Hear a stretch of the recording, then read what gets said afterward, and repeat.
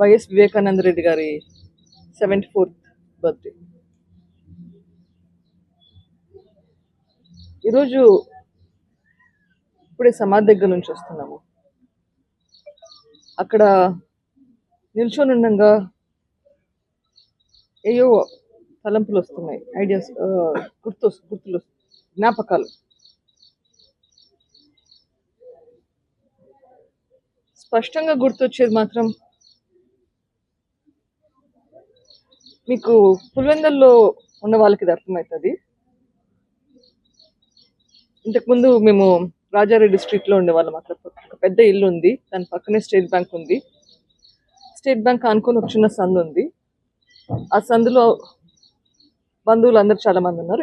ఎదురుగా వైఎస్ ప్రకాష్ రెడ్డి గారి ఇంట్లో ఉంటుంది. ఆ సందులో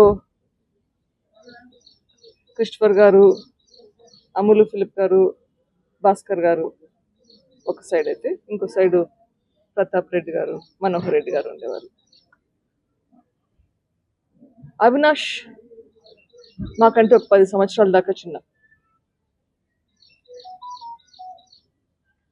నాకు జ్ఞాపకాలు ఆ సందులో అందరు మాడుకుంటుంటే అవినాష్ పరిగెత్తుకుంటూ రావడం. చిన్నపిల్లోడు. అప్పట్లో రాకేష్ అని పిలిచేవాళ్ళం.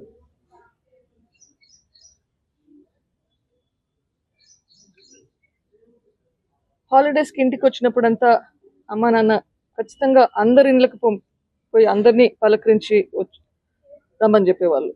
సో పిల్లలు ఉన్నా లేకపోయినా నేను ఒకదాన్నైనా సరే అందరి ఇళ్ళకి పోయి అందరినీ పలకరించి వచ్చేదాన్ని. బట్ పిల్లలు ఉంటే సమ్మర్లో అందరం కలిసి ఆడుకునే వాళ్ళం ఆ వీధిలో కొన్నిసార్లు.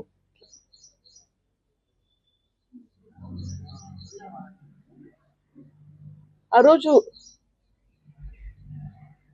నాన్నను మర్డర్ చేశాక ఎప్పుడైతే అవినాష్ నాకు లెటర్ తీసుకొచ్చాడో, ఆదినారాయణ రెడ్డి, సతీష్ రెడ్డి, బీటెక్ రవి వీళ్ళందరూ నాన్న హత్యకు కారణమని లెటర్ తీసుకొచ్చారు. అసలు ఇట్లా ఇన్సిడెంట్కి, ఇట్లా నాన్న మర్డర్కి అవినాష్ సంబంధం ఉంటుందని ఎక్కడ కానీ అనుకోలేదు. నాకు అవినాష్ అంటే ఆ వీధిలో తిరుగుతున్న చిన్న పిల్లోడు, మేమందరం కలిసి ఆడుకుంటుంటే అవినాష్ పిల్లోని లాగానే చూస్తుంటాం. అటువంటి మనిషి ఇట్లా మారుతాడు అన్న తలంపు ఎక్కడ కానీ రాలేదు.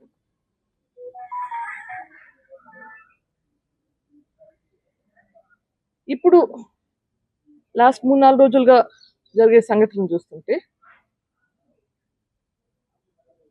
2 వీడియోస్ చూశాను, అదే 3. ఒకటి మొన్న డిఎస్పీ దగ్గర గొడవ పడ్డారు, మళ్ళీ నిన్న ప్రెస్ మీట్ పెట్టారు.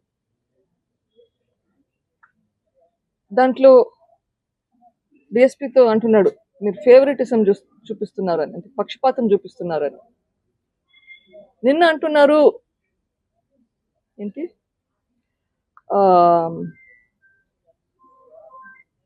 టీడీపీకి తొత్తులుగా వ్యవహరిస్తున్నారు అని.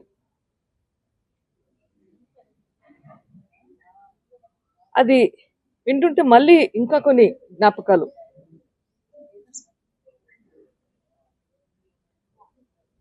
ఆ రోజు మార్చ్ 15, 2019 ఆ రోజు అక్కడ నాన్న బాడీ పడుంది, వివేకానంద రెడ్డి గారి బాడీ పడుంది, అంతా రక్తం పడుంది. అక్కడ క్లీనప్ చేపిస్తున్నారు. పోలీసులు కూడా అదే రూమ్లో ఉన్నారు. మరి పోలీసులు బెదిరించి చేశారా ఆ పని? మొత్తం బ్లడ్ అంతా క్లీన్ చేయడము, బాడీని బయటికి తెచ్చడము, కట్లు కట్టడము, లేకపోతే ఆ టైంలో పోలీసులు మీ తొత్తులుగా పనిచేశారా? నాకైతే తెలియదు. అట్లా మల్టిపుల్ ఇన్సిడెంట్స్. తర్వాత కొంతమందిని అరెస్ట్ చేశారు. మే 30న ప్రమాణ స్వీకారం చేశారు, కొత్త సిట్ను ఫామ్ చేశారు.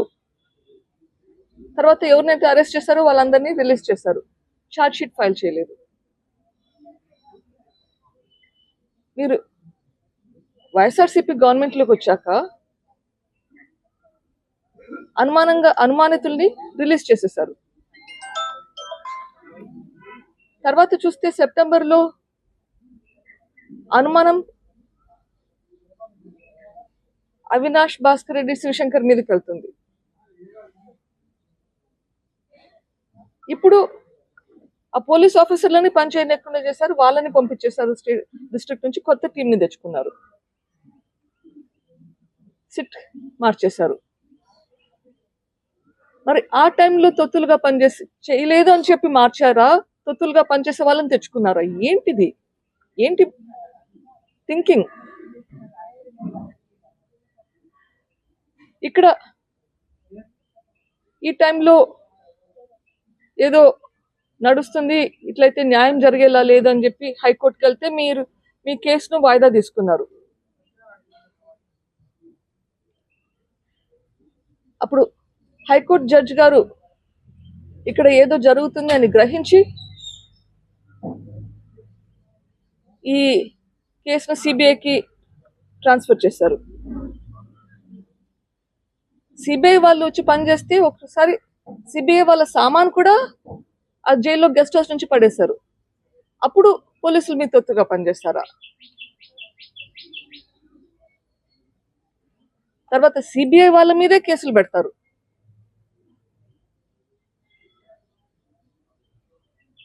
అప్పుడు పోలీసులు మీ తొత్తుగా పనిచేశారా, లేకపోతే మీరు పోలీసులు బెదిరించారా? నాకు తెలియదు. The heights of all of this, దీంట్లో అన్నిటికంటే మించింది కర్నూలులో జరిగిన ఇన్సిడెంట్. అది మీరు అందరూ చూశారు. సిబిఐ వాళ్ళు అరెస్ట్ చేయడానికి పోతే ఆ హాస్పిటల్ లిటరలీ మూయించేశారు. ఆ వీధిలో ఉన్న హాస్పిటల్స్కి ఎవరు పోకుండా మొత్తం వీధినంతా ఆక్రమించేశారు. పోలీసులు కాపలా కాస్తున్నారు ఎవరిని అక్కడికి పోనీకుండా. ఎట్లా మీరు ఇవన్నీ చేయించారు?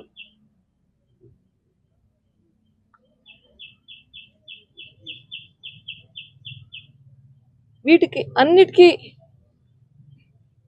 జవాబు మీరు చెప్పింది. మీరు చేసిన పనులే ఇప్పుడు మీరు చేస్తున్నారు అనుకుంటున్నారు. పోలీసులు వాళ్ళ పని వాళ్ళు చేయనిస్తే చేస్తారు అని నేను మొదటి రోజు నుంచి చెప్తున్నాను, ఈ రోజు కూడా చెప్తున్నాను. పోలీసులు వాళ్ళ పని వాళ్ళని చేయనివ్వండి. Do not influence police. ఇంకా యాప్ గురించి మాట్లాడతారు. అసలు అర్థముందా ఆ మాటలకి?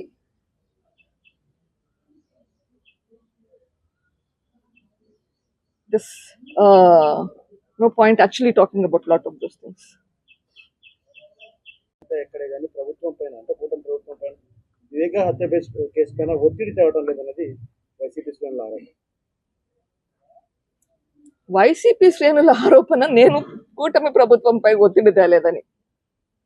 వావ్, 5 సంవత్సరాలు గవర్నమెంట్ లో ఉండి ఈ కేసులు అంతా నీరుగార్చిక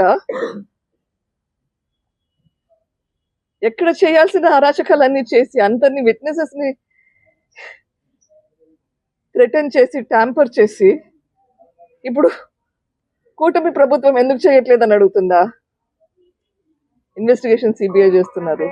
need to put pressure on CBI to reopen the investigation, and that is sub judice.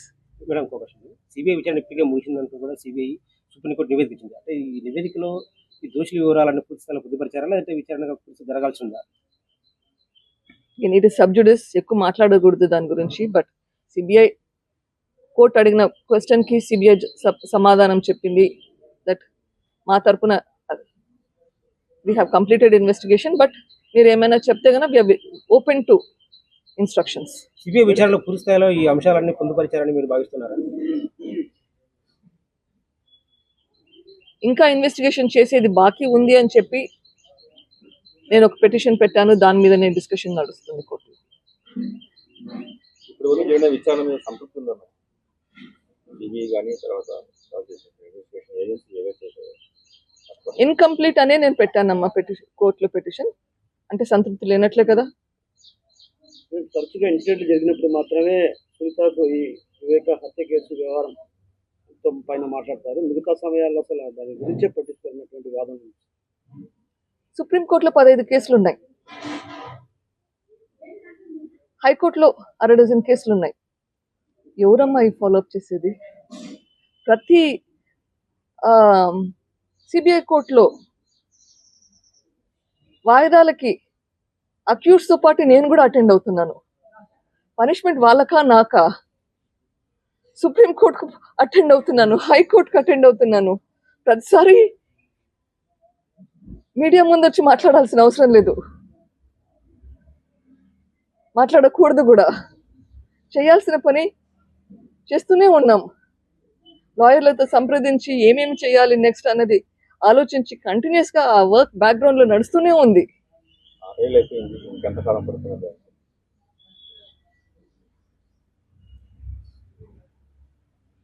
ఈ క్వశ్చన్కి ఆన్సర్ 6 ఏళ్ళు అవుతుందా, ఇంకా ఎంతకాలం పడుతుందా? Request help from the society at large, the people at large. మీ మీడియా మిత్రులకి రిక్వెస్ట్, మీరు కొంచెం ప్రెషర్ పెట్టండి to help move things faster. ఈ నెల 19న జడ్జిమెంట్ ఉంది, బెయిల్ పిటిషన్ ఇచ్చారు. ఏం జరగబోతుంది? జడ్జ్మెంట్ కదమ్మా, ఇంకా ఆర్గ్యుమెంట్స్ నడుస్తాయి.